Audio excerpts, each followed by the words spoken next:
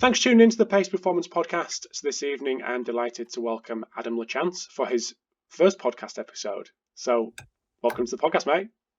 Thanks, Rob. Thanks for having me. Thank you for coming on. Pleasure to host your first experience of being on a podcast. Yeah, that's when you contacted me, I was kind of like, oh, I don't know. Do I say yes or do I say no? I'm a little nervous. Yeah, no, it's great to have you, mate. It's great to have you. I appreciate it. I'm honored to. I know you've had a lot of big names on this, and I've listened to your show a little bit more so in the past, maybe not as much recently as I'd like to admit, but just schedule wise and everything. But I mean, yeah, I did appreciate your show when I was listening and the people you've had on. So I'm honored to be one of the ones that you've asked. Pleasure, mate, and thank you to the guys at Hawking for hooking us up on the on email. Yeah, for Ben and the guys. They're outstanding. Yeah. But anyone that doesn't know who you are, anyone that's watching the video, they can see where you work. I'm loving the kit. I'm absolutely loving the kit. But anyway, a lot of guys like the sweatshirt. They're trying to get me to cut them for them and stuff. And I don't know. We're South Florida. We don't really need hoodies. Yeah, absolutely. Well, anyone that doesn't know who you are, just want to give us a bit of a background on yourself, where you've been pre-Dolphins, what you do at the Dolphins, and all the good stuff, education-wise as well. Sure. So yeah, I grew up in Rochester, New Hampshire, small town in New England, and shortly after high school, I joined the military, the Army, for just under 7 years. From there, I got out, did a 2-year associate degree in health and exercise science at a Sand Hills Community College. I wasn't really sure what I wanted to do with my career after the military, and I knew fitness and sports is something I was always really into, and so I kind of just, and it's stupid not to go to school when the GI Bill and the military is kind of paying for it, and you just got free money sitting there. It's like, well, I might as well use it. So I dabbled in that a little bit, and then from there, I really ended up liking it. And I thought that program did a really good job based on what I know now too.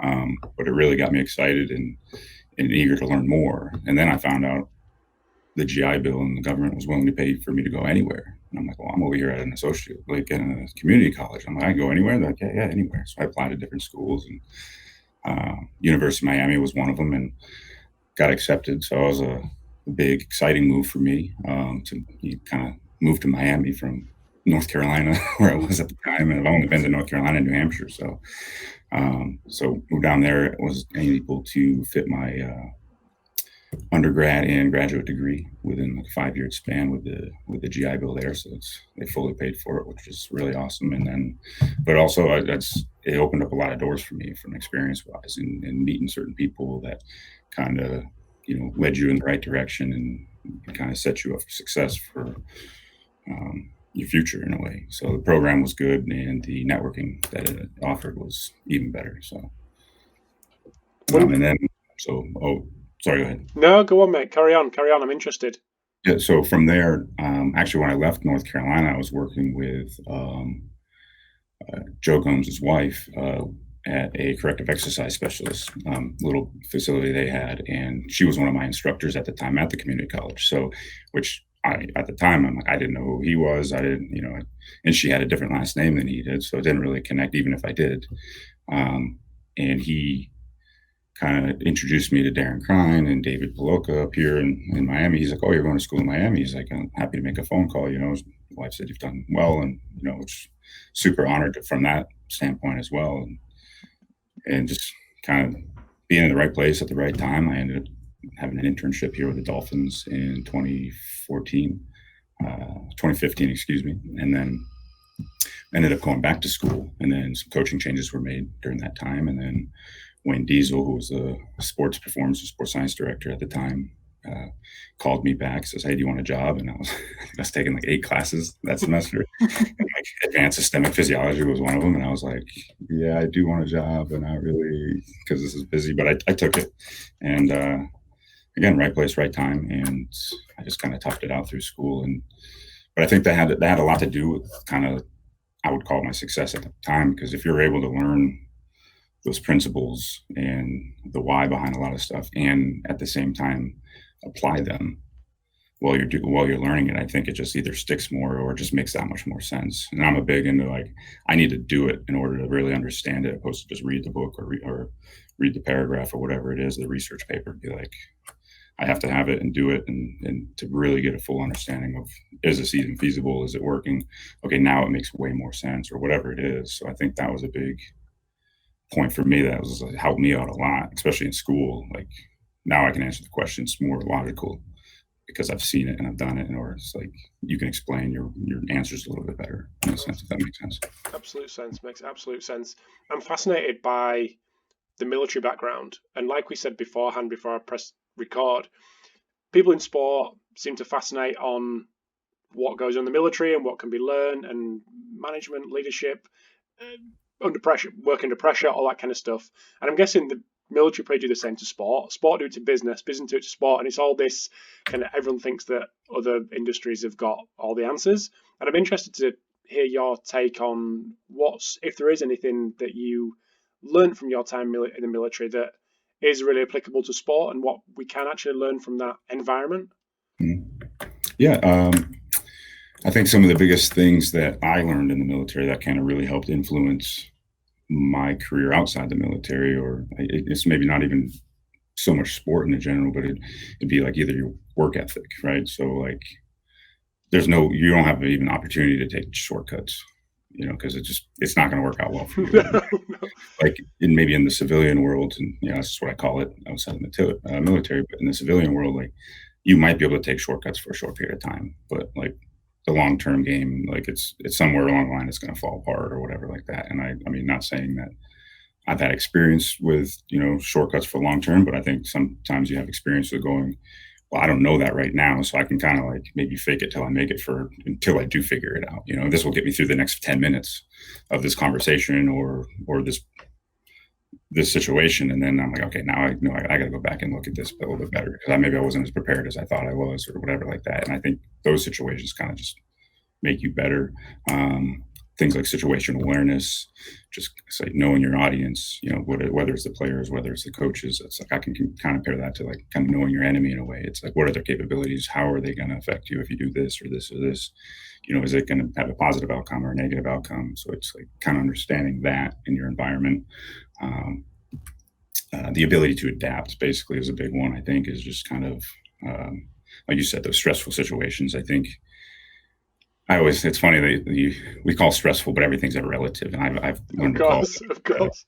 The ice cream, I call it an ice cream cone analogy, where, you can go up to a 7-year-old and slap the ice cream cone out of their hand. And it's like, at the moment, it's the worst thing that's ever happened to them. Like they're just devastated. But, you're 37, you might be a little upset being 36, 37 years old, dropping your ice cream cone, but you're going to go probably just go get another one. It's not that big, right? So I call it, everything's relative in that sense. So like my version of what's stressful, and maybe some of these players or some of these coaches' versions of what's stressful is, a little bit different. So keeping that in mind as well, that things are relative, and using that also is from a coaching standpoint or whatever it is, or application standpoint. It's just, again, knowing your audience and understanding them.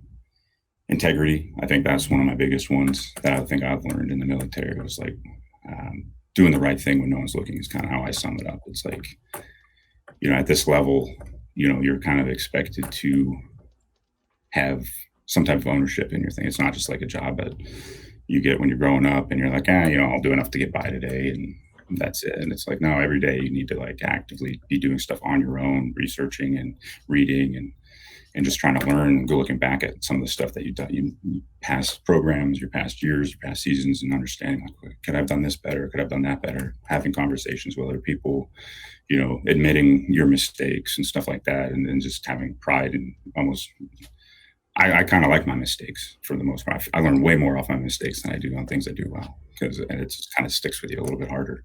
And that's, I think some of those points are, I think in both sides, I think we can learn from the military standpoint. We could learn from sports, which I have, on like what, how they act and how they articulate things. And maybe there is a sense that it's very similar. I found that pro sports is very, very similar to sports in the environment, the hierarchy or the chain of command, or whatever you want to call it. You have the head coach, and it kind of trickles down or whatever. You have the GM, you got your head strength coach, you got your assistant strength coaches, and like using that chain of command to either communicate to the top or vice versa, and how information is disseminated on top down or vice versa, is a big role in success in a lot of programs. And I think that's how the military is able to succeed in those ways, where they have this structure of things, and it is what it is. It's really hard to deviate from some of those structures at times.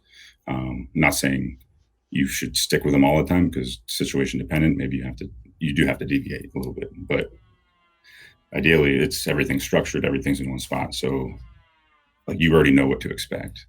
Where if you come in an organization that might not have that structure and it's not well, you might learn that some of those teams might not be winning as much, or the outcomes might be a little bit less positive than they should be. Where you come into a situation where everyone's on the same page, like, hey, this is what it is, and this is what I expect from you. I think it sets you up for success in a sense where like there's nothing missed, if that makes sense. Yeah, no, absolute sense. So how did you take a slant towards the sports science side? I know you've got two roles with the S&C side and the sports science, but was sports science always something that interested you? The tech, the numbers, the data, the analysis? It's funny. I would start with absolutely not, probably. Okay. Because I guess at the time when I was going through school, I knew about it. I knew it was a thing. I didn't know the extent of it. I didn't know like how deep it actually went into sports. And so I initially was going in school with the thought of being strength coach purely. And, I had was good in the sense where it was the undergrad and exercise physiology was a little bit more clinical based. So you got a really good understanding of the principles and the why behind a lot of the things before even learning what programming or exercises you were due. So and then the master's degree was actually exercise physiology with a focus on strength and conditioning, which is one of the I think some schools are adapting that now, but at the time it was one of the fewer schools that actually had a focus on graduate program with a focus on strength and conditioning itself, where they actually have you in their programming and going through the programs and coaching the exercises and stuff like that, as well as applying that clinical side of things that you learned in the undergrad. So they did a really good job from that standpoint. But to answer your question, I didn't know. And then when I was an intern, I was more of a strength coach intern here. And Crine and Dave, they were really good about letting the interns, they even call them staff assistants, not even interns really. It's more just allowing them to have their own coaching voice and kind of develop that, because I think that's going to benefit the most, especially from those experiences or those internship positions where you're learning. I mean, you're doing some stuff, filling the Gatorades and whatever it is, like stuff that's just part of the role, but it's not like they allow you to do, allow you to coach, find your coaching voice, and maybe have a AAR, like an after-action review after the session or something. Hey, you could have done this different. You could have done that different. So I think this position, I've just been lucky, I think, in the sense that I've learned a lot from people. And then I learned a lot from Wayne. He ended up calling me back, and I helped him a lot with some research and things like that. And as well as Dave Regan, he was the he was working with Wayne as well. So when I came back, like he kind of took me under his wing quite a bit. We actually shared an office together for a few years, and so it was like I was really able to learn a lot from him too. So I got a lot of respect for that guy as well.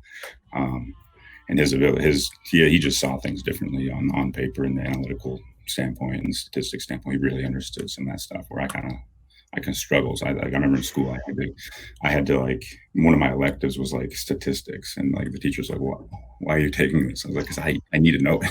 Yeah, I need to learn it. As like everyone's talking around me, I have no idea what they're saying.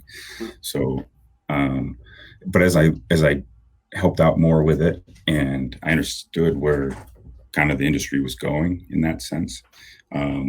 So I built a really good appreciation for it as well. And I think it's one of those things that it's evolving so much and so quickly that even worst case scenario, even if it's something I really didn't want to do later on, at least I had an understanding, and I was in a position to know what it is and kind of how to interpret it and speak the language a little bit, because I think no matter if you're a strength coach or sports scientist, you're going to have to know both. Mm-hmm. And almost some teams are able to, have a sports science guy strictly towards that. But I think in order to bridge that gap between strength and conditioning and sports science, in my eyes right now, I don't think they're different. Mm-hmm. In a sense, right? I think they're I would agree. The same thing. Yeah. They're just, talked about differently in a sense. Like maybe it's a different graph, but all in all, it's if you make a graph because of your top sets, that's technically science. If in a sense, right, taking sport and science, there it is. Yeah, absolutely. It is the same. So having that knowledge now and then just continuing to learn, like it's again, the world, this field is evolving so quickly and so rapidly with new technologies and all this stuff that if you just take a break for 5 minutes, you feel like you missed something. And so it's, or if you open one page and you're like, oh crap, I don't know anything about this. I got to learn about this too. Yeah. But I didn't start going into wanting to be sports science, but again, you're offered a foot in the door of a professional organization, and you can learn a lot from other people, and you've already had experience working with those people before, and the environment was great, the culture was great. So you're sitting there and you're like, oh well, I can't pass this opportunity up. Whatever the position was, basket weaving or whatever it was, it's like I got to get my foot in the door and learn more. And so I think if you go in with that mentality, even if it's something you don't want to do, like worst case scenario, you find out you didn't want to do it. Of course. So I think leaning that way, it's like there's some days I'm like, sitting at the computer long enough where I'm like, oh, what the heck am I doing? But at the end of the day, like you're learning stuff constantly, regularly. Like it's been good. It's been a great experience, and I think I'm continually learning nonstop from the sports science position, because you get to meet new phases and new people, and have different conversations, like with sports scientists and strength coaches. Like you go to the combine, and you just meet all kinds of people or different conferences, and it's really intriguing to talk to everyone about everything. So I think having that appreciation for the strength and conditioning and the coach side of it, the coach part of the title, is such a big plus for someone that has found their way into sports science, just to, like you say, multiple times, bridging that gap between the two. And even though the two aren't particularly separate, but they're seen as being separate things, for you to have an appreciation for both on the communication side as the coach, understanding what these guys are going through, but being able to step back and look at the numbers and reflect and relate them two together, I think it's a really, really positive thing. Yeah. On that note, like especially on the floor, like I'll be on the floor. I still go on the floor and I coach and stuff like that. So at times I get to do all the analytical stuff as might be in between. It might cut into some of the coaching time, but for the most part, if it's a busy day, I'll be on the floor, and that's kind of takes precedence, and then so the players will still see you as a strength coach, and they're still talking to you, so they appreciate that aspect. But then they also can ask you those questions on like the why behind a lot of things. And so then you can give them kind of the principles and kind of give them, that answer that maybe they're looking for is like, okay, why are we doing this? It's like, well, and of course you relate it to them in their way, in their language or whatever. I'm not saying like a lot of strength coaches do that anyway. So, I think if you have some players or whatever that are a little bit more, they want to know a little bit more. They want to know that a little bit deeper because they're really intrigued by it. And even I had one on the plane the other night ask me about, what the process was to be sports science and stuff like that. And was it difficult? Because they're already starting like long-term, okay, football's not forever. I really like that stuff. I think it's really interesting. And I love it because it's like a puzzle, it's like, okay, all these pieces, now let's try to put them together, So I think that's how I grew up loving puzzles and whatever it is, but I think that's been a big component for me. That must be great to have one of the guys come over and kind of talk to you about that. Yeah. The fact that they are talking about it, but the fact they're talking about it with you is obviously two massive positives there. Yeah. Absolutely. Yeah. So the thing that I wanted to spend the bulk of this conversation is around force plate analysis. It may be good to kick off this part of the chat with how logistically it's actually integrated within the program, and when the guys are jumping, then we'll just dive into a little bit more of the detail if that's possible. But first off, where is it positioned? Why was it integrated? Where is it integrated within the program? Sure, and that's it's been tough because I think it's been a learning curve. It's been trial and error, which this field kind of is. But football's tough because it's so multifactorial, where there's, again, like you said, logistics is probably the number one limiting factor, I think, on implementing anything. But from a force plate standpoint, as much as we'd like to get like 3 jumps a week, it's just not feasible, right? Like if we're lucky if we get 1. So to start, we probably in the off season, which we didn't really have one much of this year. So that already, again, that's one of those things, but every sport dealt with that. So you just weren't able to, we have, we'll put one out in like the indoor field, and then we'd have one in the gym itself, and we try to integrate it into the workout more so if we can, because especially if the guy's like, okay, well, we got maybe box jumps to start off for like after the prep circuit, we'll get into a little bit of plyos or something, and maybe we'll have 3 sets, but hey, maybe this one of those 3 sets is going to be on the force plates or something like that. So it's not like they're having to take time out of their way to just do jumps. You know, Yeah. It's like, you're already jumping. Like, let's just do one of those jumps over here or something like that. And we found that we try to get at least one per week if we can. And we always try to, obviously, we try to standardize it as much as possible.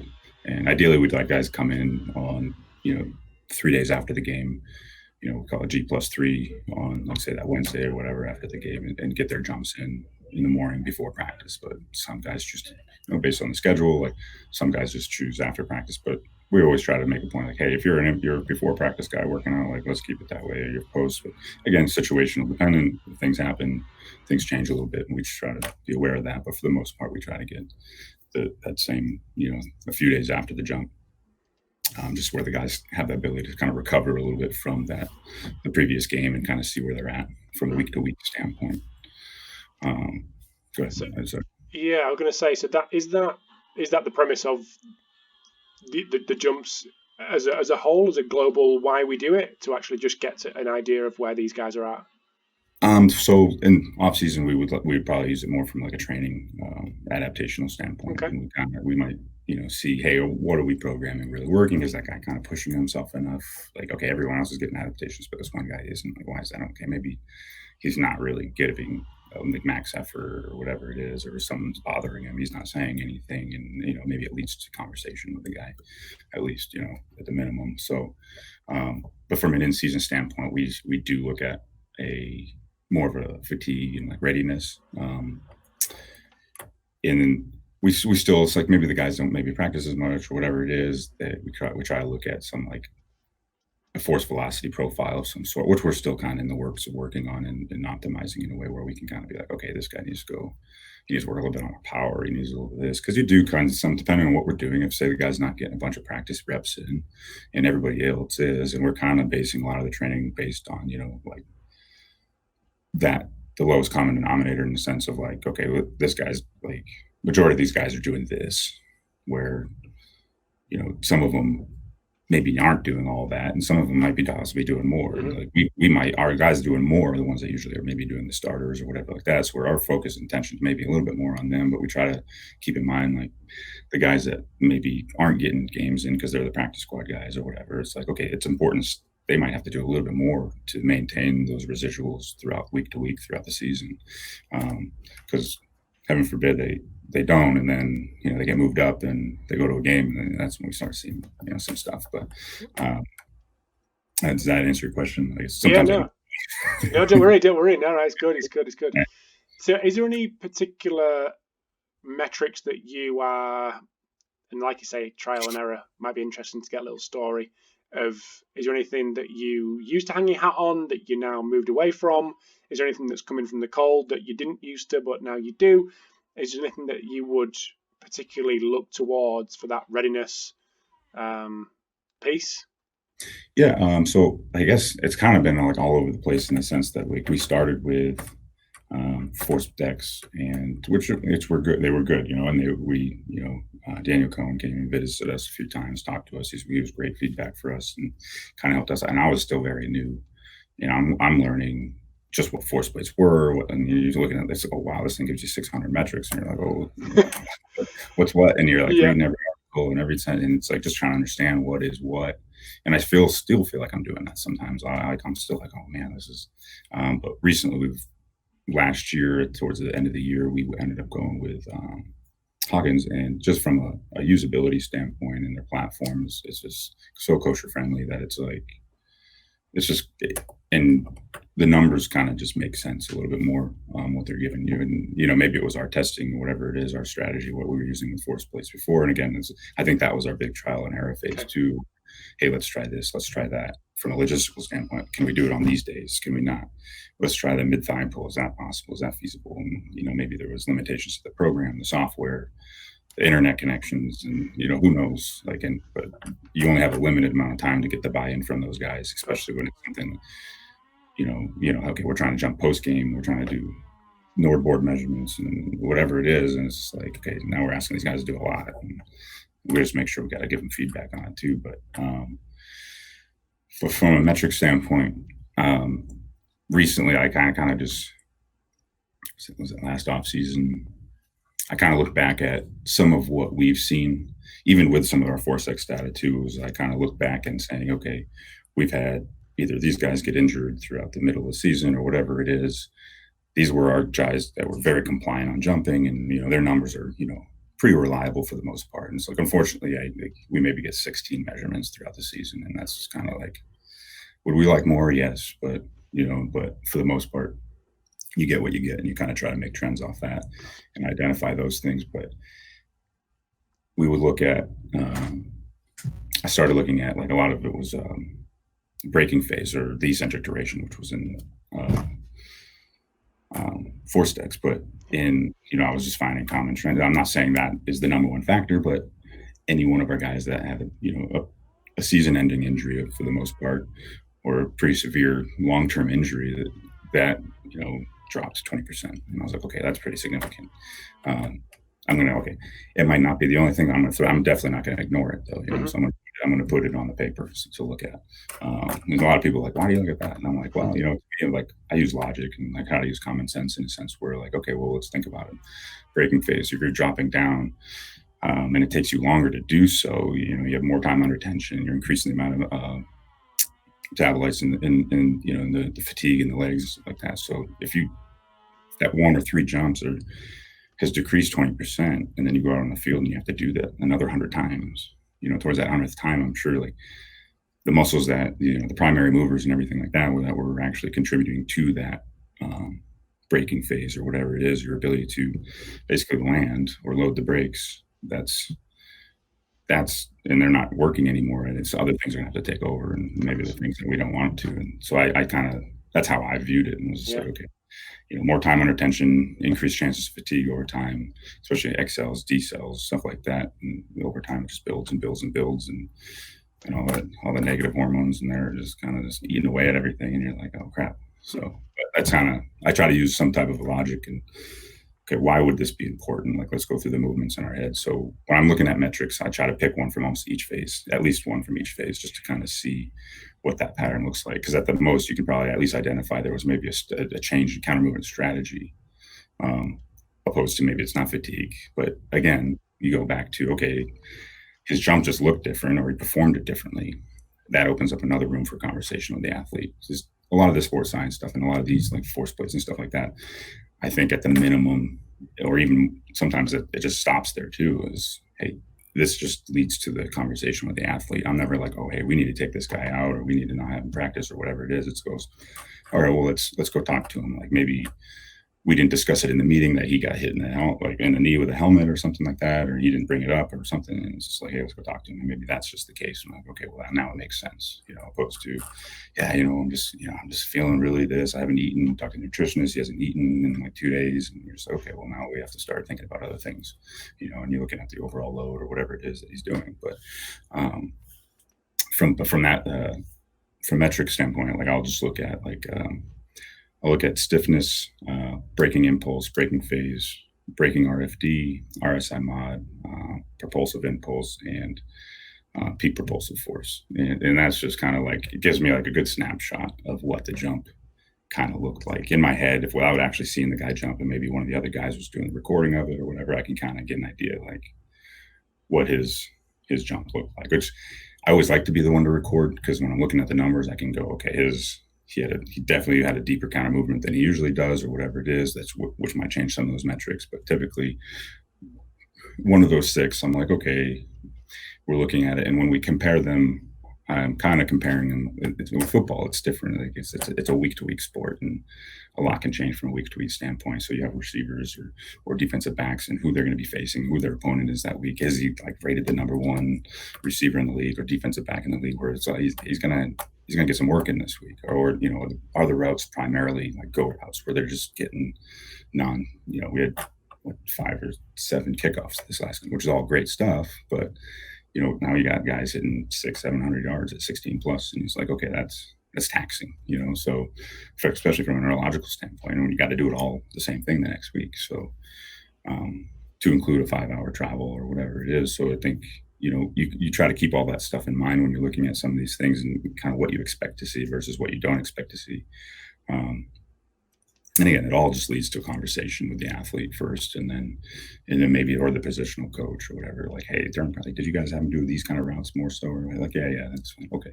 Or, a guy is out of practice and he has to now increase reps by 50% than he normally does. So it's like, just again, putting the pieces of the puzzle together and trying to identify trends within what you have.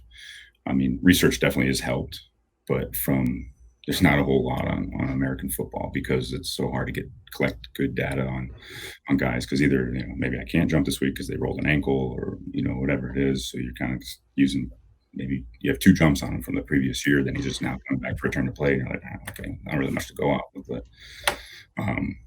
so you just kind of like try to find trends that work with you and what you've been trying to identify in the sense. And if things start to make sense based on those, and I think you just stick with those and try not. I mean, it's good to understand them, and if you have to get rid of, like, just like, okay, yeah, these aren't working, let's change it. But I tried to do as little changing as possible, especially in the season or whatever, because as soon as you start changing, it's like you're starting all over again, and it's like, so.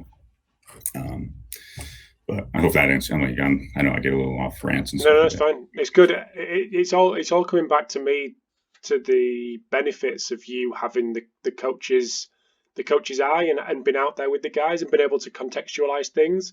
Okay, I'm looking at this. How does that relate to what I'm seeing either in the weight room or on the field?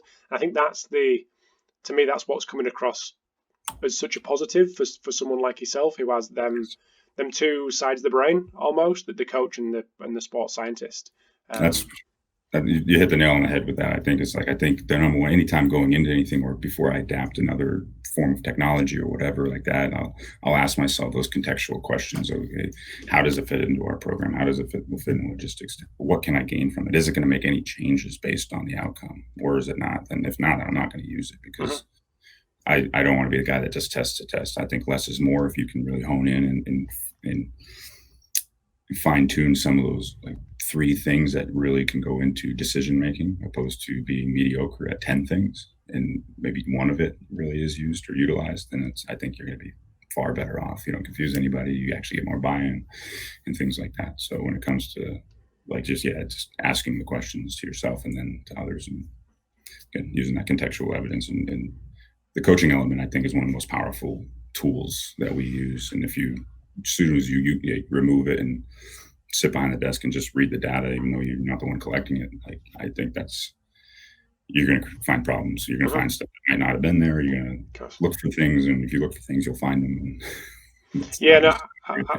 Absolutely. And my next question was, so do decisions get made based on this information? Has it become useful? You've been through the trial and error period. I know it's painting, it's adding to the picture, the painting of the picture, but does it actually inform decision making for you guys, which means that it is a positive addition to your program? Because obviously everything, like you mentioned, the Nord board, everything extra is an extra 0.5% on what you're expecting players to do. So that's got to offer some sort of return. Right. So I'm guessing because you're still doing it, there is some sort of return. Right. So yeah, absolutely. It is positively affecting decision making from a. I think so. Yeah, I think again that's that trial and error. Okay, this wasn't being used last year. We didn't use you still collect the data because you kind of want to see, because sometimes you have to go through a year getting data to really kind of understand and see what it's going to tell you, if anything. But I think for the most part, we've done a good job of kind of narrowing out and weeding out what we don't want and what we do want based on what, it's like, okay, we were using heart rates during the off season, especially remotely, kind of get a guy his effort levels, and then kind of watching his conditioning like either get better or maintain, and then we can adjust the programs based on that. Especially when we weren't seeing them, we thought that was good.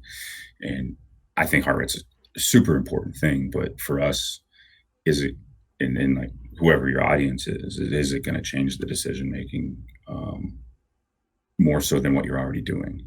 Okay, because now I'm like, okay, I got to make sure the guy's got either the shirt or the strap on, and I got to find it, I got to upload it, I got to do all this stuff, and you know what I mean. So it's like a lot of moving pieces that come with that one piece of equipment, and half the guys aren't wearing them. They get knocked off because they're getting banged around, whatever it is. It's like, but you know, your coach goes, I just tell me about the yards. Okay, well, we don't need heart rates. Well, we still use it. I mean, we still use it on our own way.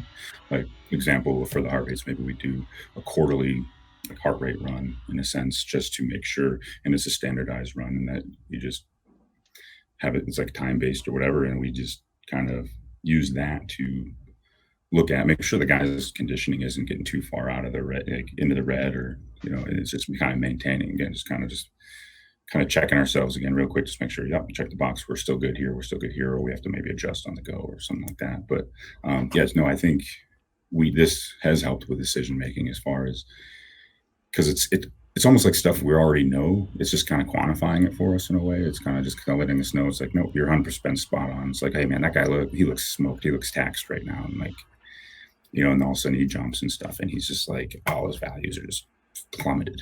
And it's like, okay, then you go back and you look at his game data or whatever it is, his practice data, and it's like, oh man, he had a big week, you know. So it makes sense he's smoked, you know. So I think, you know, by getting that and looking at it, it's like, okay, well, that's just confirmed kind of what I was thinking in my train of thought. So now again, it goes back to the conversation with the athlete, conversation with the coaches, especially depending on where he sits on the depth chart. You know, it's like, okay, well, we had a big week, and he's like, that's our guy this week, or whatever it is. Like, he's going to be the one that's kind of going to be the game-changing factor, maybe, because who he's lining up against on the other side is, you know, their guy might be out. So it's like, man, they got a rookie back there that really doesn't know, and he's about to face one of the best receivers in the league, and that kid has no clue. So we're just going to beat him to death.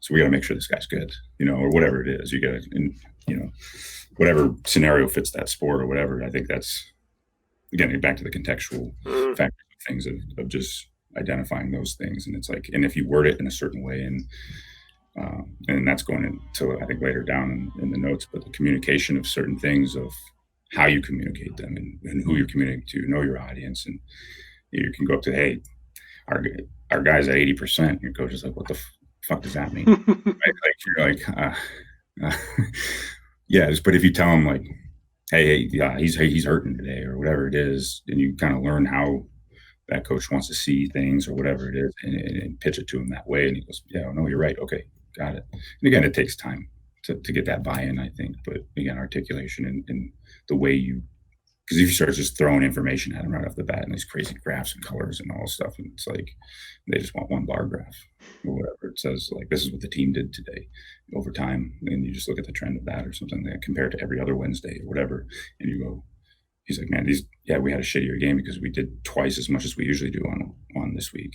And the coaches go, oh, yeah, okay, that makes sense. So I think based on certain things and the way you get that information to the right person, I think then, yes, it will definitely have that positive impact and make those changing decisions, especially when, you know, I think, and I don't want to say this is what it was last year. It was a changing for us in a sense where, you know, and the coaches were really like hammering the guys down, hammering them down, like, and then we finally got to a week where, hey, maybe we try like a walkthrough or reduce the volume of practice. Intensity can stay the same, you know, we're okay with that, and just trying to reduce the load that the guys are getting. And, you know, we didn't win the next game, but anybody watching that has been watching, like, you could tell they performed better. It was okay. Oh, well, there might be something to this. Now, I'm not saying that was it, you know, but it didn't hurt, you know. So, and then since then, like, I think, you know, you just kind of like push a little bit more, like, you know, dogs do sometimes with the begging. It's like, well, I'm gonna get a little closer and see what I can get away with here, and see how much I can actually put in his lap, and then how much they actually take in and use and utilize. And, you know, don't get to the point where you try to abuse it, but take what works and go from there. So I'm interested to know, just going back to the kind of trial and error period and the integration of, in this case, force plays, and how, from a player perspective, what's their expectation in terms of okay, I've been asked to do this little bit of technology has been incorporated into our gym session. I can see people collecting data. Them numbers have been collected on me. At what point am I happy with not the data collected itself, but like I'm getting something back from that? Like I'm getting a report, I'm getting some sort of feedback, because there's only so many times you can do it during a trial and error period where someone's going to go, what are we doing this? Like, who's looking at? Is anyone looking at this? 100%. So whether that be coaches or players. Yeah, definitely. More so, the players are like that, especially ones that maybe came from a school that didn't have it, and they just have this genetic predisposition of being like a godly athlete, right? Everyone wish we had it, like they just hit the genetic lottery. So they're like, I don't need this. I'm already great. Whatever. It's like you're not wrong. But like they don't really. It's so trying to get that buy-in, I think that gets really challenging at times, especially depending on how it was initially established in a way. Right? We've all had experiences. I think everybody in the industry, but we've also had we're jumping, especially at the beginning. And when you first adopt a force plate, you're like, wow, let's see kind of how this goes. How do we utilize it? How do we incorporate it? We were having guys come in between meetings to start and doing it that way. And it's like, that was a nightmare because they're like, no, if you know about logistics in American football, you got 5 minutes between meetings and you get a break, or then you have lunch, and then everything is very time schedule based, and there's very little free time in between those things. So when you try to sit there, oh no, you got to come in for this, and then the technology starts messing up, and they're like, no, I'm out of here, and then you already lose them. They're like, I don't have time for this, So I think those were a lot of error points for us. When we're like, okay, if we really want to use this, we need to find a way to one, put it in somewhere where they don't feel like they're being tested or assessed, right? And then also they need feedback. I think feedback is one of the most important things, and I think Hawkins has also done a really good job with this, as far as like the way they have their software and their platform set up on the tablet, and kind of where it gives you that you can select what metrics and what numbers you give them. And so I'll give them instant feedback.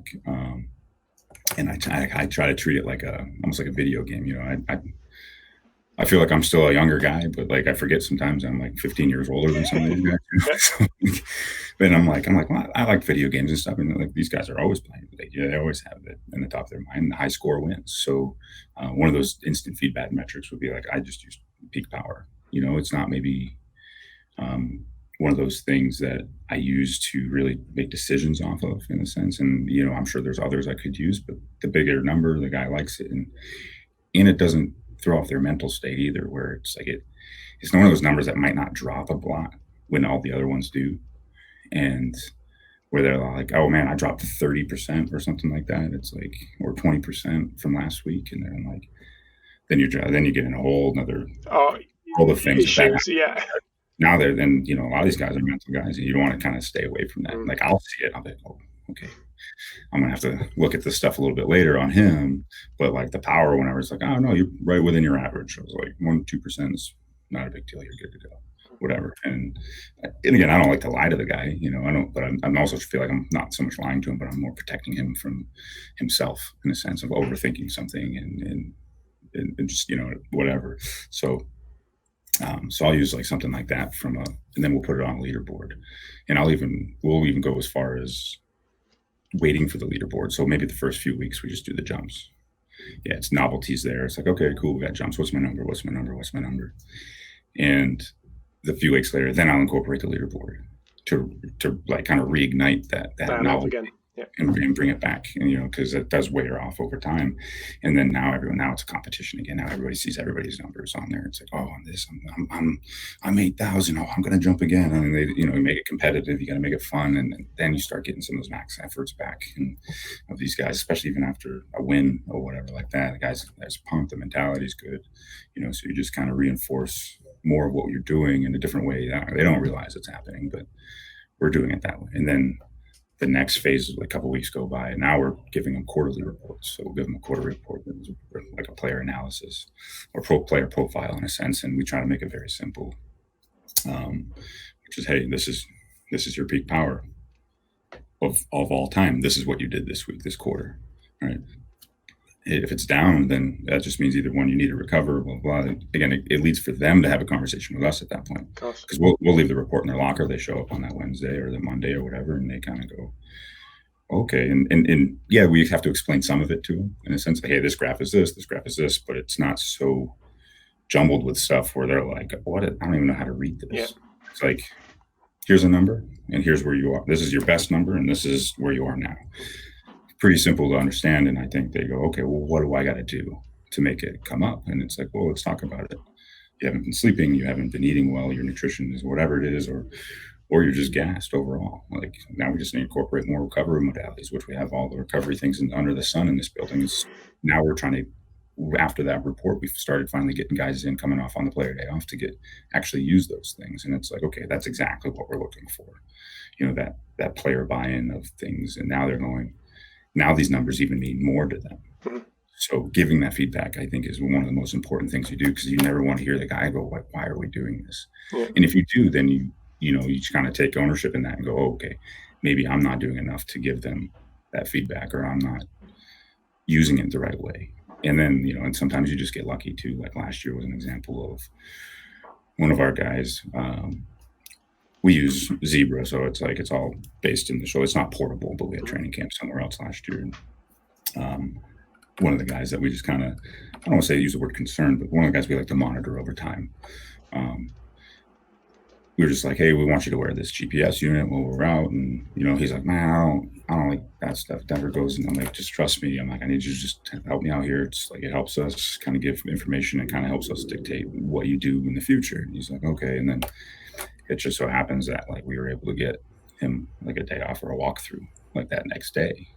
And he did have a big day at that practice, but I think it was already pre-planned. Mm-hmm. So it wasn't like, so I kind of, again, I don't like lying to the guy, but like in the sense of, I'm like, hey, he's like, I was like, hey, remember I told you I'd take care of you? Remember the GPS you wore? I was like, I told you, now you're just relaxing on the side and had a day off. And I know you were wanting one because you were hurting a little bit. So he's like, all right, I got you.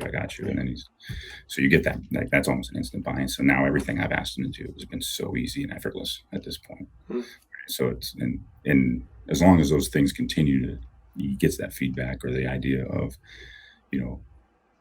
you get the whole team trending downward from a week to week standpoint on like the jumps or whatever it is. And you had a big week, had a big game. The coach sees it too. And you go, maybe we give him a walkthrough, and you kind of work into the conversation. It's like, hey, you guys got to walk through this week. And like that's a lot of what we do and what we're looking at. So if you guys don't give it to us, we don't have any ammunition to bring upstairs. So then he's going to be like, well, they look fine to me if we can't see anything. So your guys are going to keep it hammered. So they're like, oh, okay. And now that they've experienced maybe getting that walkthrough or whatever, whatever motivates them to do anything, it really is, like whether it's money or it's, music. If you crank it up a certain way, they get motivated to do something, whatever, you just find what motivates the guy and what's going to get you that buy-in in order so you can get good data and you can actually utilize it and make decisions off it, because I think that's the end goal at the end of it anyways. Mm-hmm. As long as those decisions are made and it has positive outcomes, I think you're going to be in a good place.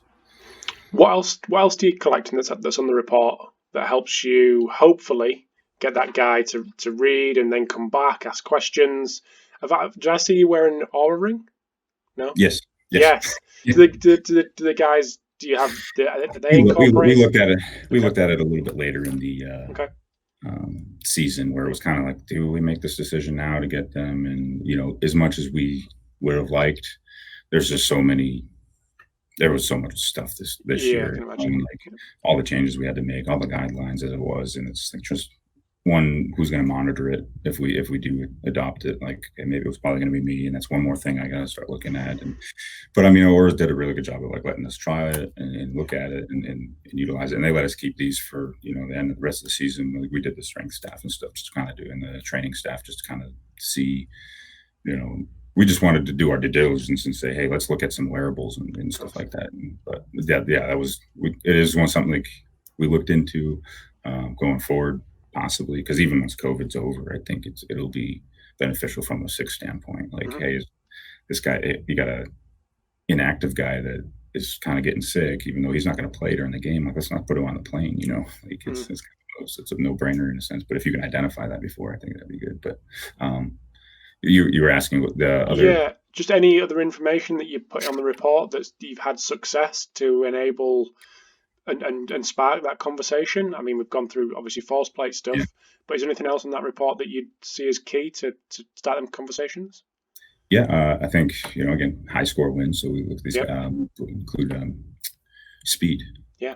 So some of these guys, in the way we've worded it, is they're hitting speeds in games that practice might not always allow them to hit sometimes, and it's not their fault, or maybe some days they're just not knowing how fast they're going or whatever it is, or they're just kind of having a day where they're like, I'll go kind of 3/4 or whatever.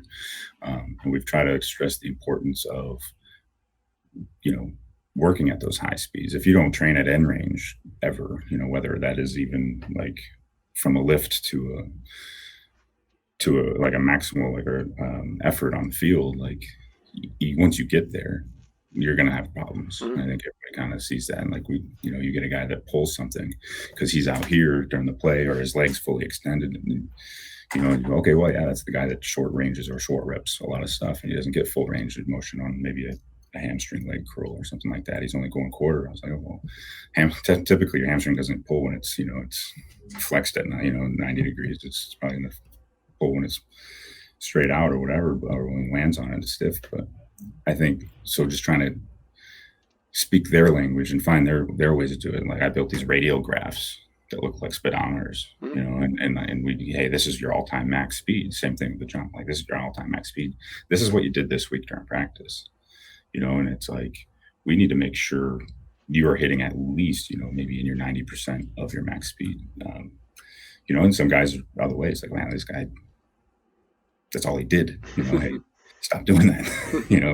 Some guys you got to pull back the other way, but they'll be on the side doing their own extra stuff on them, just doing sprints the whole day. I'm like, okay, no more. But so it's good to identify that as well too, so they see that you're looking at both sides of it, right? But yeah, I think speed was a big one, and that was just a couple of weeks ago where we started kind of adding that in, and we're like, hey, we be monitoring the GPS or the speeds or whatever it is during practice. I can sit there and say, hey, okay, we're in that week. This is one of the bigger, more intensity practices where we expected you to get those speeds, and maybe you didn't, and that's maybe because the scheme's a little bit different or whatever it is. It might not entirely be their fault. They didn't get enough reps, or they didn't get in on those reps that were long routes or whatever it is. So, hey, after practice, we'll just make sure we get maybe a couple, 50s in or whatever it is, a couple striders in, just make sure we're getting some of those sprints in.